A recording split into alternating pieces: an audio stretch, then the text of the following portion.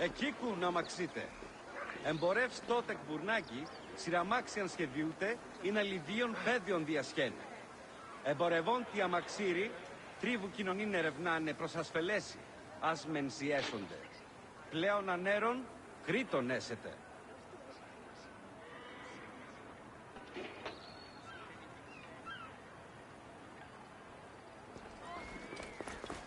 Άνερε φιλογνώσεοι, πολυμαθέας Αλέξανδρος, αμελής εσύ, πού καλάβνεις η γνώσκης, φαύλε.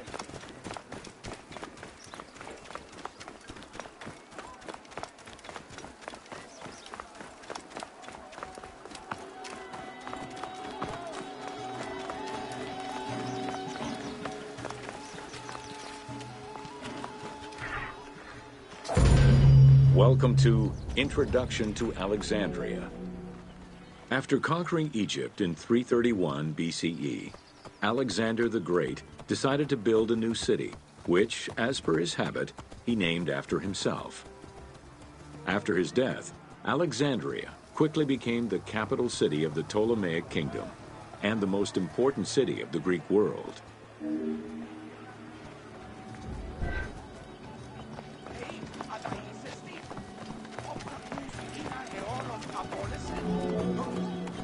The city was built between the Mediterranean Sea and Lake Mareotis, which resulted in Alexandria becoming a crucial cultural hub and trading center.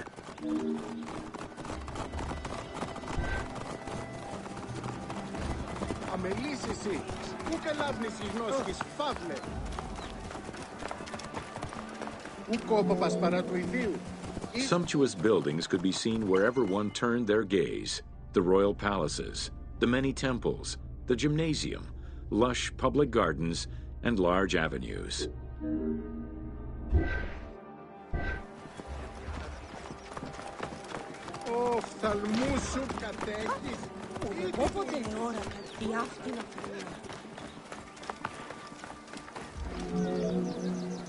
With its incomparable beauty and advantageous geographic location, Alexandria attracted foreigners, intellectuals, and traders. One of the most cosmopolitan cities of the ancient world, Alexandria supplanted even Athens as the most important Greek city in history.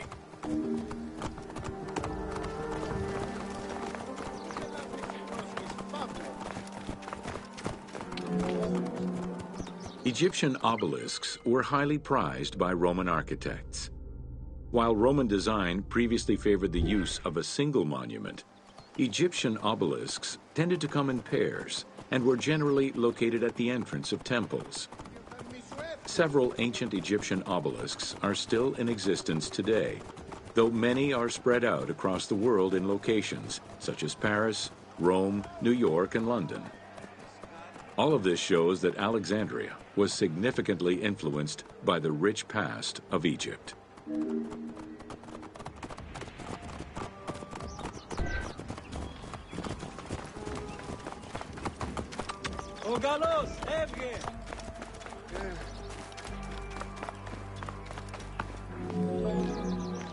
Alexandria had several main streets. Its most famous artery was the Canopic Way. It was lined with sumptuous buildings, houses, and temples, and was roughly 8 kilometers in length. This street was one of the most important shipping entrances to Alexandria and often hosted processions and festivals.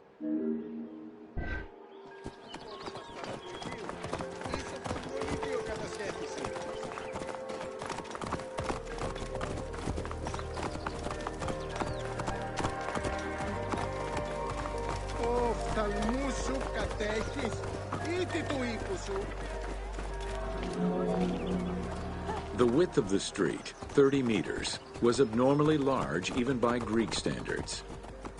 This is likely because the Canopic Way was made in a short span of time and based on an urban plan, as opposed to being slowly built over time, as was usual for the era.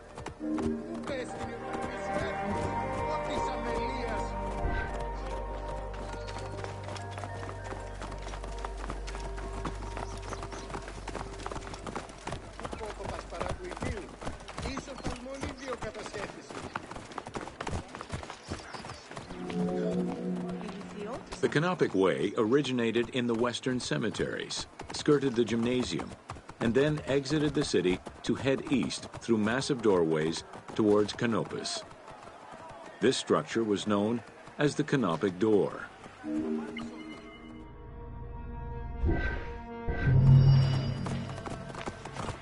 Hey, ακούν...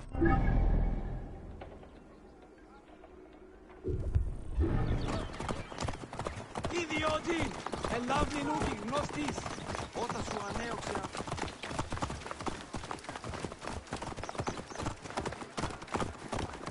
Ω, διαμελίας! Πού γαρελάβει και γνώστης!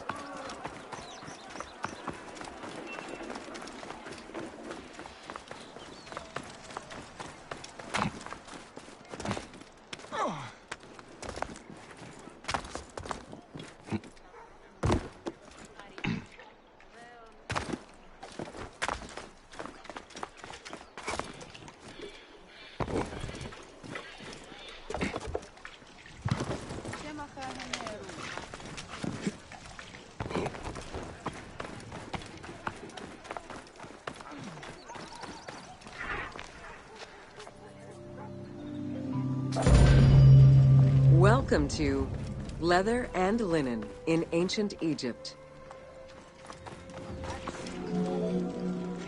Tanning, a process which dates from prehistoric times, was present although not highly valued in Egypt due to the heat. Leather was reserved mainly for things such as sandals, leather bags, dagger sheaths, quivers, and other similar items. Leopard hides, unlike regular leather, were highly valued and usually worn by priests.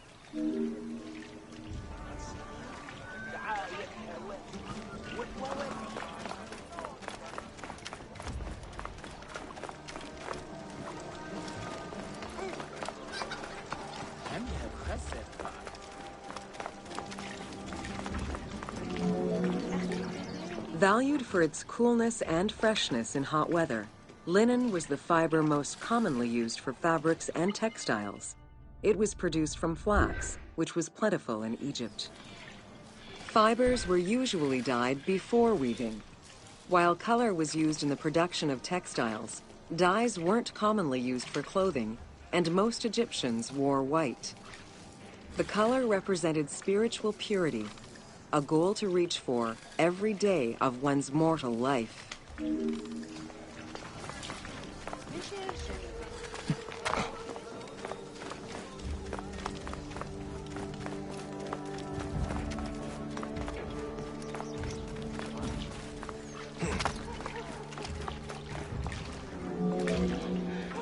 Various shades were achieved using woad, a dye produced from the leaves of Isotis tinctoria. The plant was cultivated for this purpose within the Nile Delta and allowed for the creation of various colors. For example, different maceration times of the leaves would result in colors ranging from red to green, while adding in limestone shifted it to blue.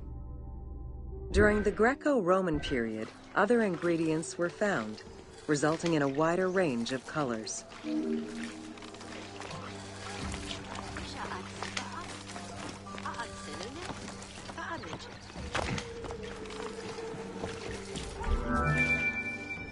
This area's style is strongly influenced by the dye baths and tanneries of modern-day Fes in Morocco.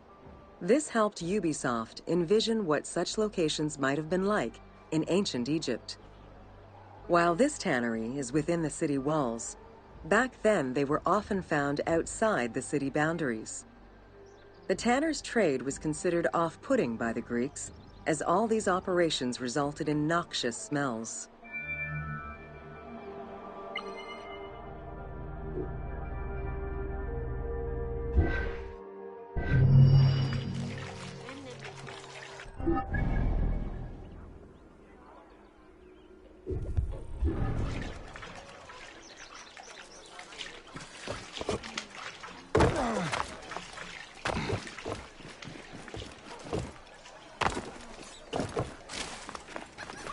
Αύριο ο Νείλος κλειστός έστε λόγω των...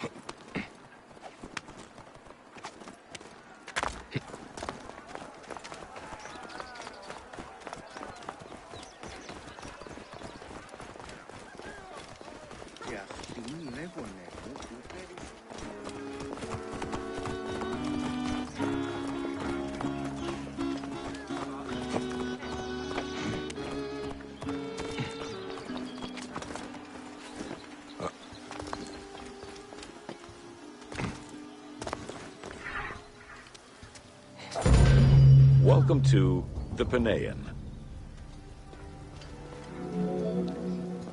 The Panean was a temple built in honor of the god Pan, divinity of nature.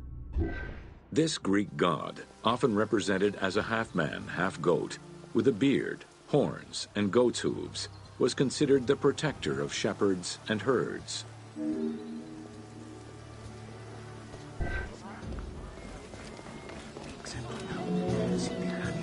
Pan's attribute was his namesake musical instrument, the pan flute.